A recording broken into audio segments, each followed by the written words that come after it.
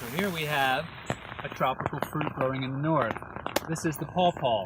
It's a cousin of the custard apple, the cherimoya, the soursop from the tropics.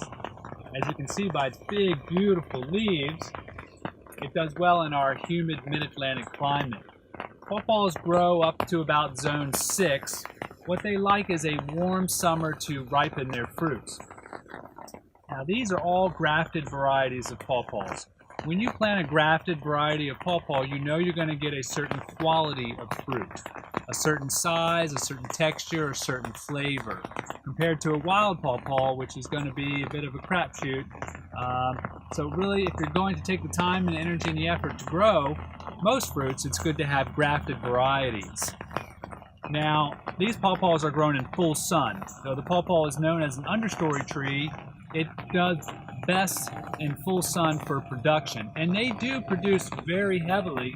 As you can see on this variety right here, this is one of Neil Peterson's varieties. This is Allegheny.